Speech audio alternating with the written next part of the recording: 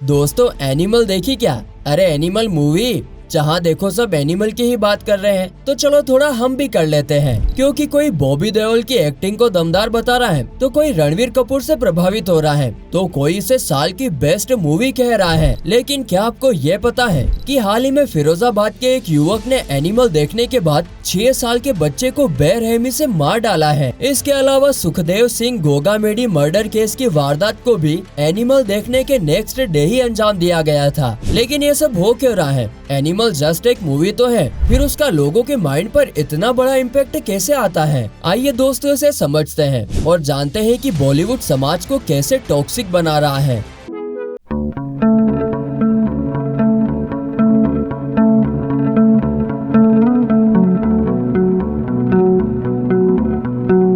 कि बॉलीवुड फिल्में ना सिर्फ एंटरटेनमेंट का एक बेहतरीन जरिया हुआ करती थी, बल्कि कई लाइफ लेसन्स भी सिखाती थी। एक एक्टर होता था जो उसूलों पर चलता था, इंसाफ करता था और समाज के लिए अच्छे काम करता था। लेकिन अब तो वो दौर आ गया है जब लोगों को ऐसे कैरेक्टर पसंद ही नहीं आते हैं, क्योंकि अब ट्रेंड बदल चुका है और लोगों को लीड रोल में वायलेंट कैरेक्टर देखना ज्यादा पसंद आता है। कैरेक्टर जितना ज्यादा टॉक्सिक होगा, मूवी उतनी ही ज्यादा हिट होगी। अब जनता को ऐसी बातें पसंद है, तो ऑब्वियसली डायरेक्टर और प्रोड्यूसर को ये बात समझ में आ ही जाएगी। और फिर तो अच्छी स्टोरी पर ज्यादा पैसे खर्च करने से अच्छा है कि मेन लीड को वायलेंट कैरेक्टर दे दे और मूवी में जबरदस्ती का हाई लेवल का एडल्ट सीन घुसा दे। अब अगर आप थिएटर में फिल्म देख रहे हैं, तो वायलेंस वाले सीन में आपको खूब मजा आता होगा। बहुत से लोग तो ये नारे भी लगाते हैं कि और मार साले को और मार। लेकिन दोस्तों, इस सीन का इम्पैक्ट आप पर सिर्फ थिएटर तक ही नहीं रहता है, बल्कि जब भी आपसे कोई उलझता है, तो आप भी अपने आप को हीरो की तरह समझकर उसे सबक सिखाने की ठान लेते हैं। और यहीं से शुरू होता है आपका टॉक्सिक बिहेवियर। और ये स्पेशली उन लोगों के साथ तो होता ही है जो लोअर मिडिल क्लास या मिडिल क्लास से होते हैं, जो अपना ज्यादा माइंड यूज नहीं करते हैं। एक बहुत ही फेमस फ्रेज है कि picture speaks more than words, यानी कि आप जो बुक में पढ़ते हो ना, उसे थोड़े समय बाद भूल जाते हो और याद रखने के लिए उसे बार बार रिवाइज करना पड़ता है। लेकिन जब आप फिल्म देखते हैं, तो मानो उसका एक एक सीन दिमाग पर प्रिंट हो गया है।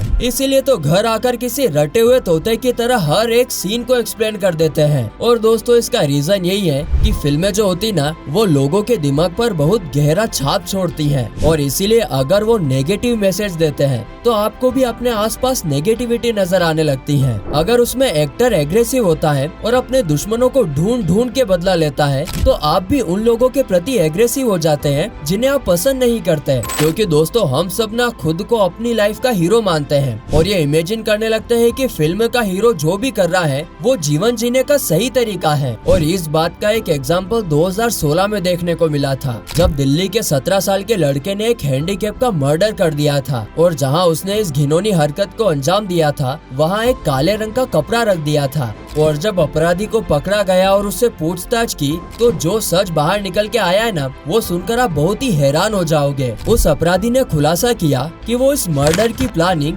तू चोर मैं सिपाही मूवी से इन्फ्लुएंस होकर किया था, इसीलिए मर्डर के बाद वो काला कपड़ा वहाँ पर छोड़ गया था। पिछले कुछ सालों में ऐसे कई मर्डर्स देखने को मिले हैं जिसे किसी मूवी या वेब सीरीज को देखकर प्लान किया गया था। और इसमें हाल ही में रिलीज एनिमल मूवी भी शामिल है, जिसके रिलीज होने के बाद कई ऐसे मर्डर्स हुए हैं जिसकी योजना इस फिल्म को देखने के बाद बनाई गई थी। जहां एक तरफ तो इस फिल्म की तारीफ हो रही है, वहीं कुछ ऑडियंस का रिव्यू है कि एनिमल मूवी को तो एनिमल को भी नहीं देखना चाहिए। लेकिन दोस्तों, सवाल ये है कि क्या समाज बदल गया है? क्या समाज को हिंसा ज्यादा पसंद आती है? इस फिल्म को देखकर तो यही लगता है, क्योंकि बेहद वायलेंट फिल्म होने के बावजूद भी एनिमल मूवी ने कई सारे कमाई के नए रिकॉर्ड बनाए हैं। 3 घंटे से भी लंबी एनिमल फिल्म में शुरुआत से लेकर अंत तक कई जगहों पर खून ही खून नजर आ रहा है। अब थोड़ा आगे बढ़ते हैं और कहानी को देखते हुए कुछ पल के लिए लोग उन खून के छींटों को इग्नोर कर भी देते हैं, पर रणबीर और रश्मिका के बीच फिल्माए गए कुछ सीन्स को लोग इग्नोर नहीं कर पा रहे हैं। इसमें एक्टर एक तरफ तो पिता के प्यार में पूरी दुनिया तबाह तबाह करने पर आ जाता है, लेकिन खुद ही की पत्नी के साथ चीट करते वक्त उसे जरा भी शर्म नहीं आती है। कभी वो औरतों पर बंदूक तान लेता है तो कभी जूता चाटने को कहता है। दोस्तों, इस फिल्म में जिस तरह से महिलाओं का अपमान किया गया है उस पर डायरेक्टर्स को जरूर जवाब देना चाहिए।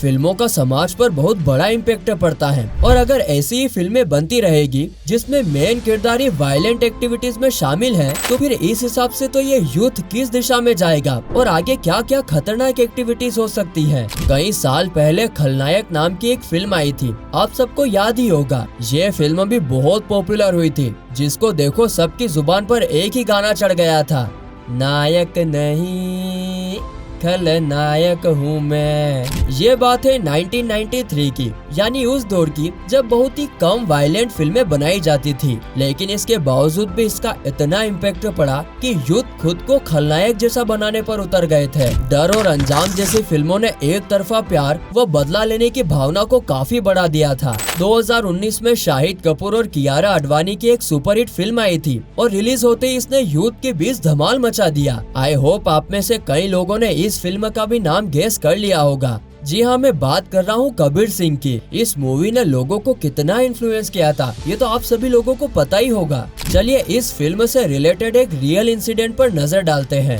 यूपी बिजनौर के रहने वाले 33 साल के अश्विन कश्यप, जो टिकटॉक पर जोनी नाम से फेमस था, उसका पास ही की एक एयर होस्टेस निकिता शर्मा पर दिल आ गया था। लेकिन निकिता के मन में उसको लेकर ऐसी कोई फीलिंग्स नहीं थी और न ही अश्विन की फीलिंग्स के बारे में उसको कुछ पता था। लेकिन इधर अश्विन यानी जोनी ने खुद ही इमेजिन करना शुरू कर दिया कि वो दोनों रिलेशनशिप में हैं। खैर कुछ दिन बाद निकिता की शादी किसी के साथ तय हो गई और शादी की तैयारियां शुरू हो गई। लेकिन इस बात की खबर जब अश्विन तक पहुंची तब वो खुद पर कंट्रोल नहीं कर सका और गोली मारकर निकिता की जान ले ली। ये केस सच में ना हैरान करने वाला था, क्योंकि एक मूवी किसी पर इतना ज्यादा इम्पैक्ट कर सकती है ये तो सोच से बाहर है। लेकिन दोस्तों ऐसा सच में ना होता है। लोअर मिडिल क्लास और मिडिल क्लास फैमिली तो स्पेशली इससे इम्पैक्ट होती ही है। चलिए अब थोड़ा दूसरे पहलुओं पर चलते हैं। बॉलीवुड ने ना युवाओं के दिमाग को सबसे ज्यादा डैमेज किया है, क्योंकि उनके दिमाग में ये भर दिया गया है कि उनके जीवन का सबसे बड़ा गोल लड़की पटाना है। यानी कि माँ बाप, देश, धर्म, परमात्मा ये सब तो दूसरे नंबर पर आते रहेंगे,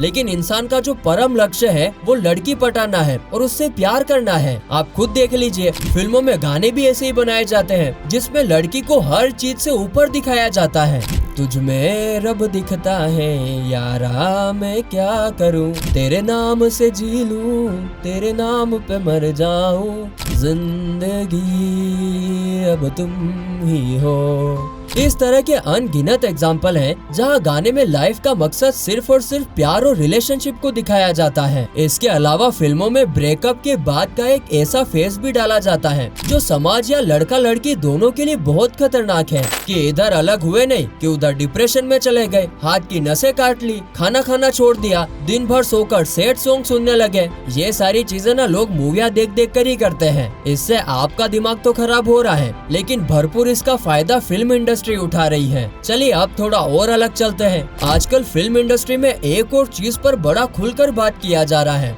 वो है फेमिनिज्म यानी नारीवाद। आसान से शब्दों में स्त्रियों के अधिकारों का समर्थन। देखो दोस्तों, ये बहुत ही अच्छी बात है और इस पर बात जरूर करनी चाहिए। स्त्रियों को उनका अधिकार जरूर मिलना चाहिए। लेकिन दोस्तों असलियत में क्या हो रहा है कि बॉलीवुड इंडियन विमेन को टॉक्सिक फेमिनिज्म का पाठ पढ़ा रही है, क्योंकि जिस तरह से ये अपनी मूवीज में एक स्ट्रॉन्ग इंडिपेंडेंट वुमेन दिखाती है उसमें कई सारे मेजर फ्लॉज हैं। जैसे कि इसी साल अमेज़न प्राइम पर रिलीज हुई एक सीरीज जी करदा में दिखाया गया कि एक्ट्रेस अपने वेडिंग फंक्शन के दौरान ही हस्बैंड के बेस्ट फ्रेंड के साथ इंटीमेट होने लगती है। और सबसे बड़ी बात तो तब आती है कि इस तरह की फिल्मों को फेमिनिज्म के रूप में प्रमोट किया जाता है और फिर महिलाएं भी इन्हें रोल मॉडल और असली फेमिनिज्म मानने लगती हैं, बिना इस बात को जाने या समझे कि बॉलीवुड किस तरह की टॉक्सिसिटी उनके माइंड में भरता जा रहा है। अब अगर हम वायलेंस की बात करें दोस्तों, तो फिल्मों में कुछ जगह इस तरह के सीन्स दिखाना शायद जरूरी हो सकता है, लेकिन इसे हद हद से ज्यादा प्रमोट करना ये बिल्कुल गलत है कि लगातार 15 मिनट तक सिर्फ खून खराबाई दिखे और हर एक सीन्स के बाद गर्दन कटते नजर आए। इसीलिए दोस्तों हमारे हिसाब से तो इस तरह के हिंसा को कितना दिखाना है इसे लिमिटेड कर देना चाहिए और उसे इस तरीके से रिप्रेजेंट करना चाहिए कि ये एक अच्छा स्टेप नहीं है बल्कि बहुत ही गलत है। फिल्मों में क्रिएटिव एक्सपेरिमेंट जरूर होना चाहिए, डायरेक्टर को क्रिएटिव लिबर्टी जरूर मिलनी चाहिए, लेकिन हद से ज्यादा वायलेंस, फेक फेमिनिज्म, इन सब चीजों से समाज को बचाना भी चाहिए। दोस्तों फिल्मों में हिंसा एक हद तक जायज ठहराई जा सकती है, लेकिन दोस्तों अगर एनिमल जैसी फिल्में बनती ही रही और लोग लगातार इस प्रकार की मूवीज देखते ही रहे तो फिर समाज में एनिमल जैसा व्यवहार करने वाले युवाओं को पनपने में देर नहीं लगेगी। और जाते जाते मैं आपसे एक सवाल पूछना चाहता हूँ, क्या आप एक एनिमल जैसा युवा अपने घर में चाहते हैं? बाकी दोस्तों इस वीडियो में बस इतना ही। वीडियो अच्छी लगी हो तो इसे लाइक और शेयर जरूर करना और अगर आप हमारे चैनल पर नए हैं तो चैनल को सब्सक्राइब भी जरूर कर लीजिए। बाय।